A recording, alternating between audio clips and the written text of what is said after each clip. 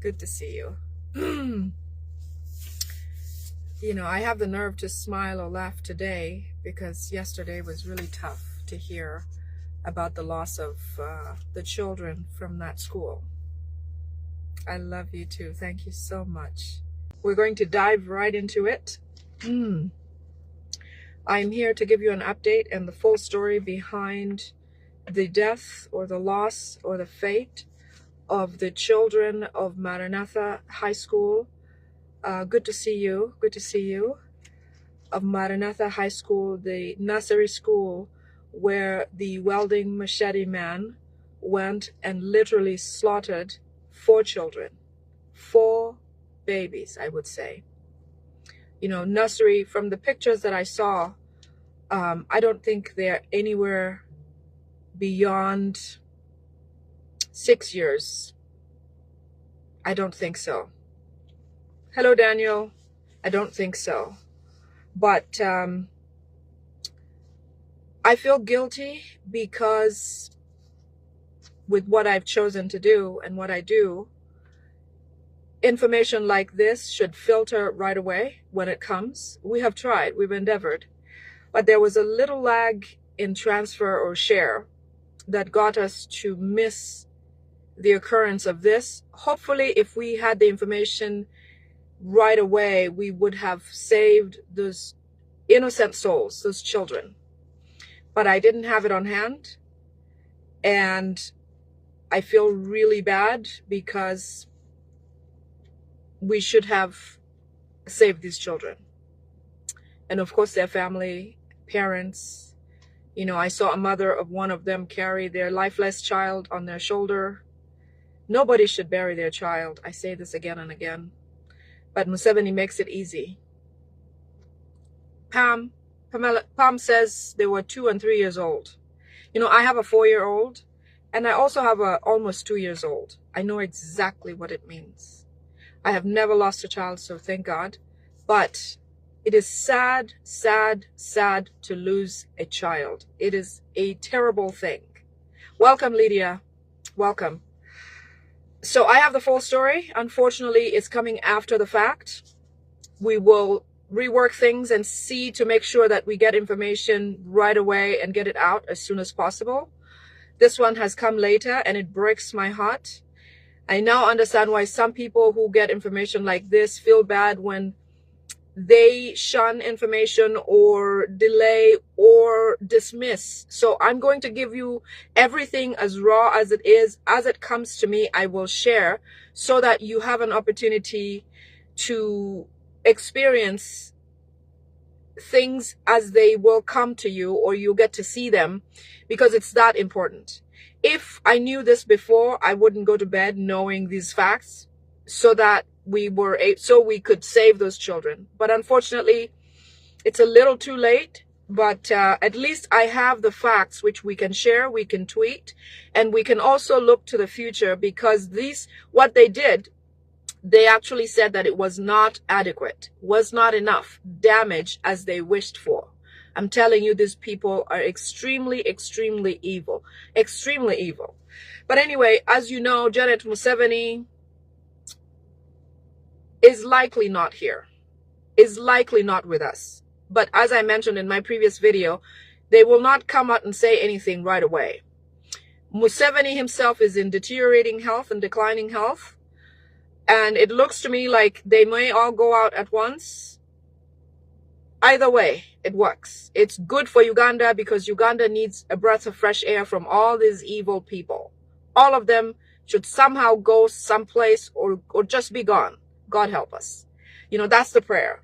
So in their absence, Janet Museveni and Museveni himself, the son, Muhoozi Kainerugaba, is in charge. And Salim Saleh, who is the uncle of the son of Museveni, which I saw that he disappeared from Twitter today. Either they've closed his Twitter account or he closed it himself. One of the two. But either way, you know, that's just another diversion to get us to talk about it. I'm not going to give it any minute. I want to talk about what happened to these children and how they ended up this way. The updates are that Salim Saleh and Muhoozi are trying very, very hard to divert attention from Janet's disappearance or death or passing, and from Museveni's absence. As you know, really, in truth, if something like this happened to children, you would think Janet Museveni would come out and speak about it. Because Muhoozi is not that smart, he hurt the area that would require his mother to come out and speak. But in any case, Salim Saleh and Muhoozi are now running the show. They're doing everything presidential, or to pretend as if Museveni is actually present, but they're working from the same script of Museveni from way back when he came to whatever he's doing now, whether he's here or not, okay? So the children of Gaba were articulated or planned entirely by Salim Saleh, Muhoozi, Frank Mwesigwa, some SFCs, and Abbas Biakagaba. They all planned this at Serena Hotel. Serena Hotel is in Mutundwe, I believe. These plans were made by them to divert attention or divert conversation during this Easter period from focusing on Museveni and his wife being out of action, and also to bring certain laws that pertain to nursery schools or kindergarten schools for children. And the biggest deal was that they actually want the land where the school is located, which that would be somewhere around Gaba Community Church. The mafias, the Salim Salehs, the Muhoozis, and so on would like to take over that land. I understand they don't like the pastor or the owner of that church, who built everything from ground up on his own. They also want to cause fear and intimidation, as always, amongst the people, because they're preparing for a few things. First of all, they're preparing for this coup d'etat. The other thing is they're trying to die down the limelight of His Excellency Kyagulanyi Ssentamu. The other thing is Museveni is witchcraft-centered. All his life, his coming to power, his existence, his bringing Janet into the Ministry of Education has gone with some loss of blood. As I said before, Museveni has destroyed lives of from unborn babies to senior citizens in Uganda. In any way that he's able to do it, he has done it. He has done it through accidents. He has done it through actual murder. Museveni is documented cutting open a pregnant woman during the time when he was still in the bush and killing her, cutting her belly open.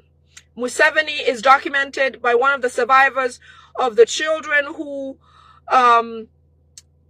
his witch doctor had requested that he gets unborn children from their mother's womb and sacrifice them somehow.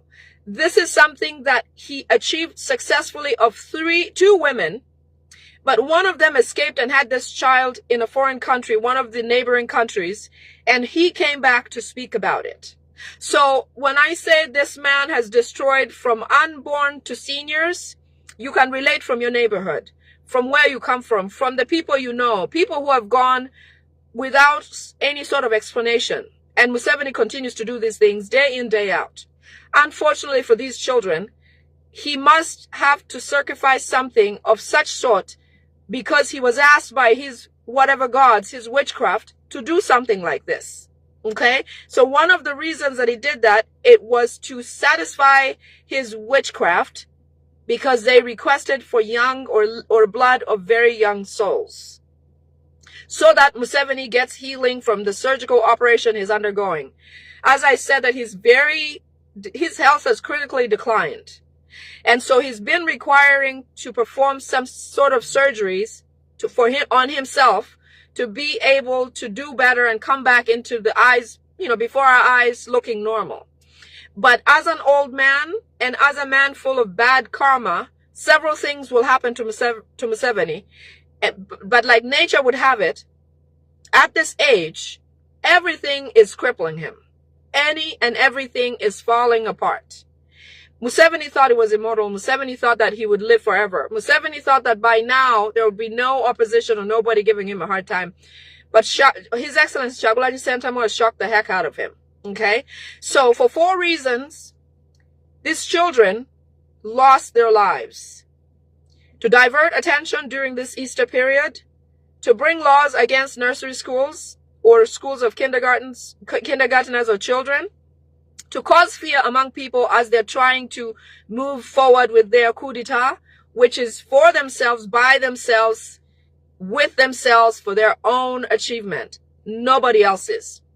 They're going to try to cause a war upon themselves, and then they will come in and try to rescue it as if they took it away from somebody who was trying to take it from them. So when I mention it's by themselves, for themselves, within themselves, amongst themselves, to achieve their personal goals, it is what it means. It's for them. So anyway, what was the arrangement like for this event? This very sad, awful event of the children losing their lives. Here is how they planned it out. The gentleman that you see that they paraded, Muhoozi paraded as the executor or the person who killed those children, the machete welder, that person was picked up either in the 2020, remember heading towards elections, there were a lot of people who were abducted, who were killed, who were hurt because they were trying to demean Noop and the opposition and all of that. That person, the gentleman who was in the picture in a gray shirt and gray pants, likely is a prisoner who was caught around the period of 2020, or somebody from prisons in Tanzania whom they offered a deal to come and perform this thing so that he gets time off or gets freed from his prison sentence. It was well planned. However, they felt like it was poorly executed according to the after meeting that was attended by them at Kaihura's house in Muyenga. I actually know where Kaihura lives in Muyenga because I lived in Muyenga once.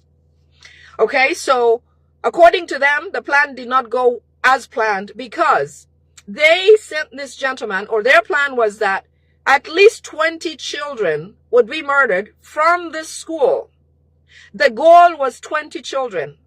But this gentleman who went to perform this act went in at a time where it is Easter period, okay? He went in on a Wednesday as a regular parent. He was driven there by the Muhoozis or the SFCs, because it was planned between the SFCs and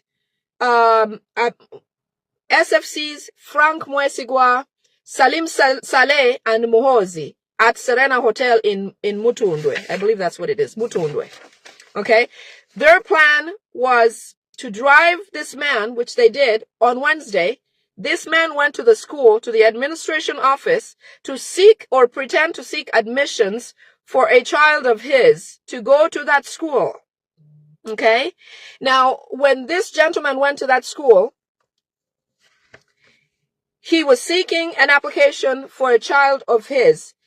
And because it was a Wednesday and the following day would be Easter Thursday, there were fewer children. As you know, we celebrate Easter, and a lot of people are Christians or Catholics or people who will celebrate Easter. So the children were fewer than usual. Okay? And he had a lot of questions that he kept asking. And so the person who was talking to him, trying to get the admission process going, told him that he needed to come back the next day. Otherwise, he was to execute this thing on that Wednesday that he went first when he was driven to the school. Okay? He asked a lot of questions, as a parent, what do the children eat, or how do they live? Where do they, let me see the classrooms. Let me see what is the curriculum and all these kinds of things. So he asked the right questions like every parent would. However, I understand that because there were too many questions, they asked him to come back the next day. But being a Thursday, it's even closer to Easter. They call it Holy Thursday in Uganda. So they asked him and said, well, he went and he was driven to now complete the operation, okay? He found just 4 children outside on the veranda. And when he came in, the person who was talking to him, continuing with the questions about admission, saw him with a machete on his side. And she asked him, why do you have a machete on you? What is that? And he fidgeted. So when they figured him out, he had to hurry up and do what he needed to do. So he went on to the veranda where there was 4 children, and he cut all 4 to death. He chopped their neck, and those children bled to death. So because he found just those 4, because most of the parents had their children at home in preparations for Easter, and the ones who brought their children were the ones who normally bring the children so that they can go and continue walking and maybe pick them up later and things like that. All he found was 4 children. Immediately when this happened, when the administrator saw the machete, this man started to rush and do what he was sent to do. So he went on and started to kill those 4 children that were sitting on the veranda, while the administrator, who saw him and saw what he started to do, ran out and started to scream. She screamed on top of her voice. In the meantime, there were plans to execute such a deal or such an activity in more than one school. The other school is called Modern School, which is in the neighborhood. Okay? Now, as the lady started to scream, running out of the fence, trying to get help, which is how we normally seek help in Uganda, is to make a loud noise so somebody will hear, to tell somebody who will tell somebody. The whole village or community started to pour in to see what's going on. You know, a school in the neighborhood, everybody knows who runs the school, who lives there, or who takes care of the children. When they heard the principal or the person's voice, they decided to run in and see what's going on. And she started to tell them what's going on, and they found the children dead, unfortunately. Being very small, they can't reserve, you know, the bleeding could rush. And when you cut the jugular, which is the biggest blood vessel that brings blood to the head, once that's cut, you could lose a lot of blood to the brain, and that kills the brain almost instantly in the shortest time possible. So he knew what to do, and he did that. Okay. So as people started to come in and run in, the military poured immediately, and the police. I'm talking as soon as he started to scream, because as soon as the lady started to scream and the community joined in and screaming, those other executors who are at a different school called Modern, who are about to attempt their activity of killing more children there, stopped and rerouted back and retreated back, because they could not continue, because the community had already said, you know, had already communicated that something is wrong. So the Abbas Byakagaba, Abbas, and Frank Mwesigwa were at the scene at the same time. More SFCs poured in, more policemen poured in. The reason for them coming is not to rescue these people. No. Not to rescue the community, not to rescue the school-going children, not to try to hide or get whoever the perpetrator was. Their purpose of being there, which they had already been informed, they are already waylaid around the area to protect the murderer. The police, the SFC, and the military, Abbas and Frank, were there to protect the murderer on scene. Not to protect the people or rescue the event. No. Okay. So there was a whole battalion of army military present near Gaba Seminary on standby to rescue that man. Not to rescue the situation with the children and parents. That's why the army poured immediately. The reason why they did was because they were informed, they knew what was happening, and they were part of the plan. The murderer had communication gadgets. If you have seen when, for example, new prisoners are arrested, they take anything of comfort or luxury that they have. This man had his watch even when he was having his first pictures taken at the police station. Okay? This murderer had a military watch. That watch is worn by Rwanda's military. That watch is worn by people of the military service. This man was wired with equipment to communicate events as they were going on. He could whisper what he was doing, what his findings were, if the lady was not watching him, whoever he was trying to register, pretending to register a child with.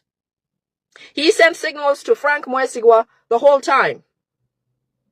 So after I think he told them that there was just 4 and we're done and let's get going, because the lady had already invited the community and they were in.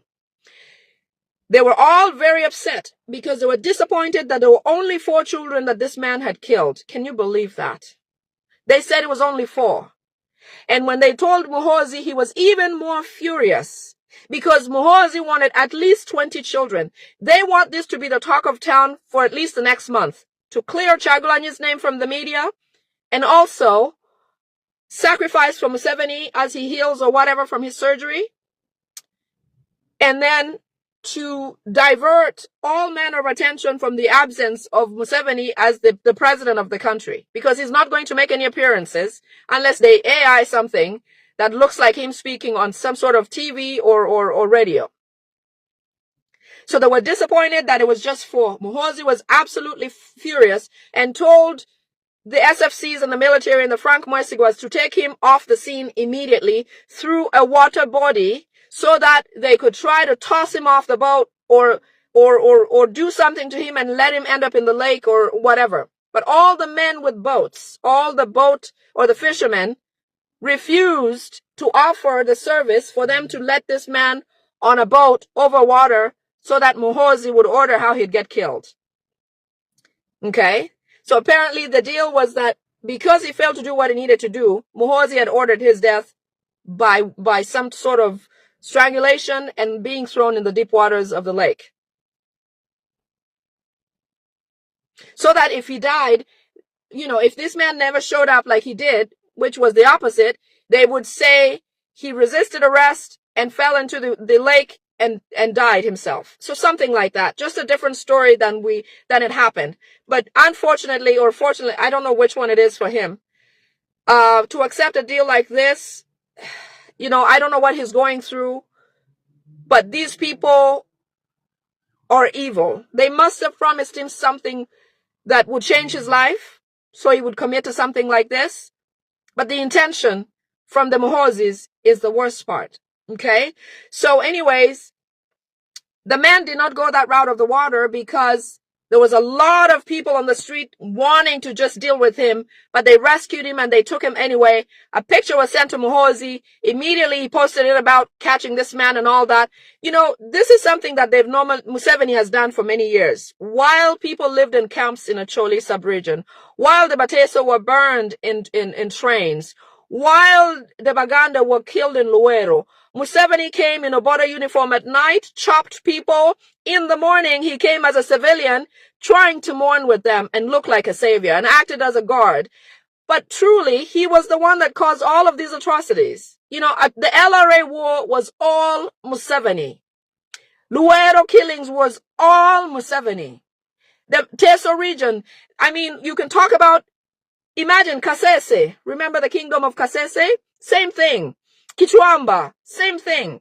He does these things, and Muhoozi is trying to cause a situation where he comes in as a savior and shows people that he is the right man for the job as president. They're learning and acting on Museveni's script. But they know, I'm not going to say they don't know. They know that that people do not want them there, but they're forcing themselves on these people. So apparently the owner of that school is likely to lose his school, because with such an atrocity, you saw Muyingo come out and speak about it. They're now going to set certain stipulations against owning kindergarten schools or set up rules that will make it difficult for people like a genuine pastor like the owner of that school from operating. That's how they work.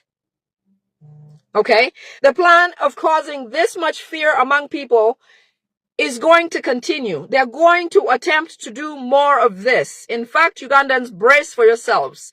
If people don't rise up, these guys are not stopping. Like I said, they wanted 20 down, 20 killed. Some of them were already at Modern trying to execute it. The same thing is going to continue happening. In sacrifice for Museveni's witch doctors, and also to cause fear among people as they plan their coup d'etat. the act of the plan of the coup d'etat is still in motion, and to depopulate Uganda and Kampala areas, to cause intentional poverty among Ugandans so that they're easy to manage.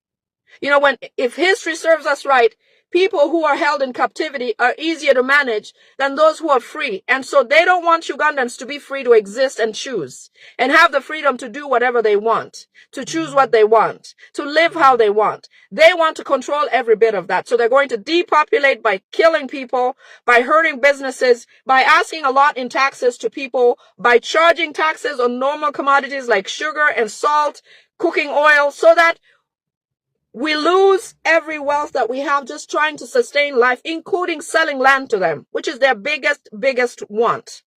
It is the reason why Rwandese come to Uganda and have no immigration processes at whatsoever. They're given an ID instantly and they can call themselves whatever they want.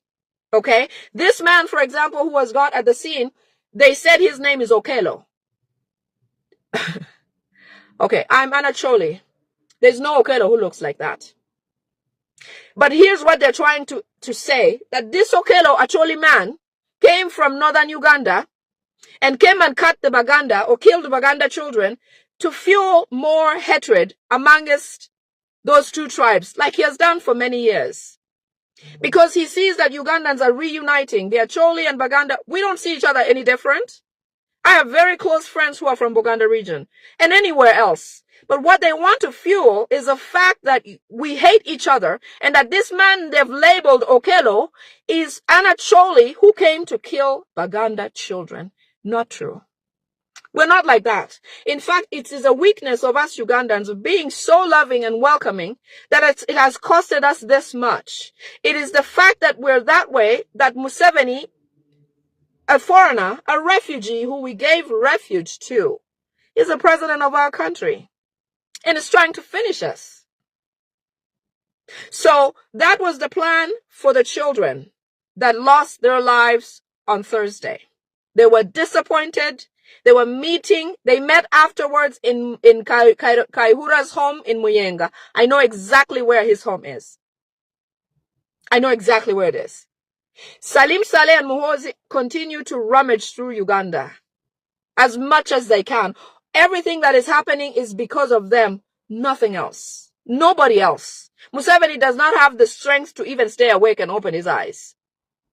Therefore, everything that is happening is because of Muhoozi and his uncle, Salim Saleh. So let us not be fooled that they care for us. If Muhoozi shows up anywhere after a crime or after something has gone wrong, just know he did it. And everything that's hard for Ugandans is a government policy by these Rwandese people. It is their goal. It is their purpose to depopulate, to impoverish, to dislodge people from their own lands, to send Ugandans to foreign lands to work, such as in the Middle East and on. All of that is government policy. It is Museveni government policy for Ugandans to suffer. So those children, unfortunately, are gone just like that.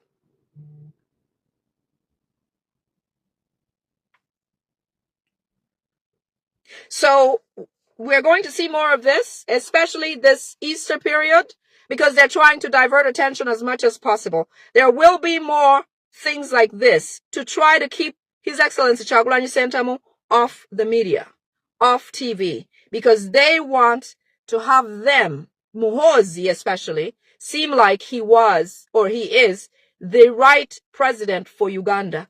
And some fools who don't want the government to change because they benefit are supporting that. And they try to come into my inbox or in my messages and call me all kinds of names, which I know they do to other people, just because they want to try to maintain status quo because they benefit from things staying the same. So I am appealing to those of you who feel like that's the case. You don't have to be on my page. You don't have to visit my page. You don't have to comment or stay friends with me. Because for something like this to happen under our noses, honestly, for a man to walk in and do something like this with the police informed, if you don't believe me, I have a I have a video from the woman in Acholi sub-region who is a ghetto leader. Okay, her name is Fatuma. This woman was the one who was paid by people like Todwong in northern Uganda before the elections when His Excellency Chagulanyi Sentamu was going to campaign. She was paid to go and tear apart the NUP offices in Gulu. She's an Acholi. She calls herself a gang leader or something like that. Her name is Fatuma. I'm going to post the video on my page. But she, in her video, states in Acholi, it's in Acholi. She says that when they sent them to make these operations, they were fully guarded by the police and the military. And she knows that every time these operations happen, these people are fully aware. That is why when fires are burning in places like you know, in the villages or even in the city where Owino and all those places, when there's a fire burning, you don't see the fire department or the police or the whatever to come and rescue people because they're part of the plan. In the same instance, the military were deployed to protect the criminal, to make sure this mission goes through. Okay? To make sure that this happens as they planned it, as Muhoozi told him to execute it. So in her video, it's about 9 minutes, say maybe too long, but I can show you a bit of it.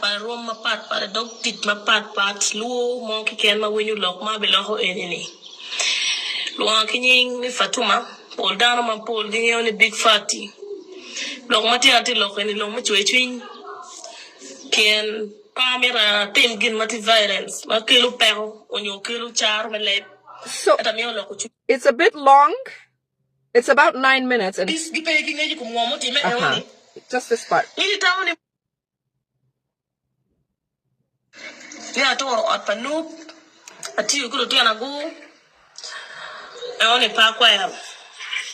So she says that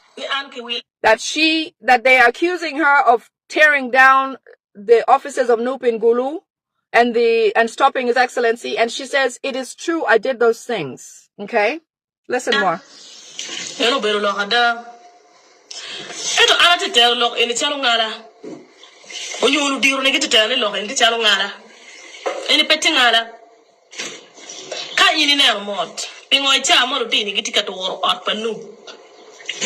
Police ki moñ go biro ci go vor penci go chungo te go ma wala tena ci ini tamoni lu diru wi police gi pe ki ngeji ko mo motime e oni. Let me pause that there. She says that when they were executing the plan of tearing down the NUP offices in Gulu or causing all this ruckus and all that, as they were sent by the NRM higher-ups in Gulu, the Todwongs, they do that all the time. She actually mentions them in here. She says that as soon as they started tearing down these things, the police and the military poured in. She says, you people, I want you to think.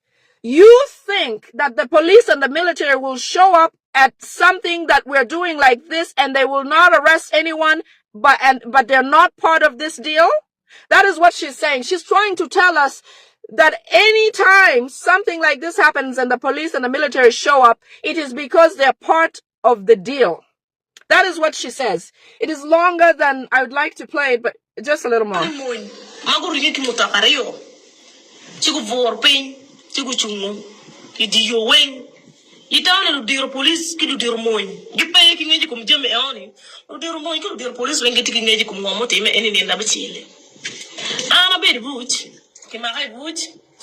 So she says clearly that it's obvious that those higher up police and military men who showed up at that event when they were breaking down that place, because they were paid, well, they didn't pay them, that's why she's complaining. They sent them there to go and protect them who are destroying the NUP offices and the other dirty work that they were doing. So she's saying that you people do not believe when you see this police and military that they're there to protect the other people. No, they are there to protect the criminals that are sent to perform this dirty work. So essentially the police and military, 2 truckloads were sent to protect her and her gang who are supposed to be paid by the Todwongs to break down Noop's offices and to cause other atrocity, including stopping Bobby Wine from speaking in Gulu. I'm going to share this video. In this video, she's demanding her money. She feels like she did a job that she deserves to be paid for, which, you know, I wish people like this know that in Museveni and Muhoozi and the likes books, that they're like trash. Anybody who can find this woman, tell her for me that Salim Saleh, in fact, Janet Museveni calls them Abiru. Salim Saleh has called musicians, the ones who keep going to him, feces, like shit. I don't know if that's supposed to be said in the video. That is how they see you. The Todwongs might have gotten paid, or they might have tried to show performance to these executives of theirs, but it doesn't mean that they care about you. This woman who spoke may not live to be for the next whatever years or months. Because whether she lives or not, or whether she does what she's promising to do, because she's saying now she's going to perform further damage. When she does that, she will go to jail, she will get injected with some sort of poison, and she'll be dead, and they will not care. Anybody who knows Fatuma, tell her to try to maybe move to the right side of history, because whatever she's complaining about and unleashing all of this is only going to hurry her demise, which is how these people work. These people don't care about her. They don't love her. They don't care if she exists or not. In fact, they're better off if she doesn't. So I just showed the video to show you that when they went to kill those children, the police and the military who showed up there went there to protect the murderer, not to protect the children who were maybe passing out. Some of them might have died while everybody was screaming. They didn't go there to rescue those children. They went there to make sure that those children die for sure. If any of them were still alive, they had to go before these guys left the scene. You know, I don't know if I may witness what these people will get punished by, but I know for a fact that they will be punished. It hurts, but we have to talk about things like these because these people think we're stupid or we don't know that they're doing things like this. Roger, I see something about deportations. I'm going to come back with that. I only prepared this part of the video today. I will come back with another video about deportations afterwards. But I wanted to share the facts surrounding the killings of these children. The people involved are Muhoozi Kainerugaba. Tweet this. Muhoozi Kainerugaba. Salim Saleh, the brother of Museveni. Abbas Biakagaba. Mwesigwa. I forget what his last name is. SFCs were also part of the plan. And Kaihura, who has always been in the background when it comes to committing atrocities. So I love you and leave you today. Let's keep up the good work. Whatever you do, don't stop, because whatever we're doing is getting them crazier. Keep on doing what you need to do, because we must get these people out of Uganda. And it's very soon. Thank you. Take care. Bye.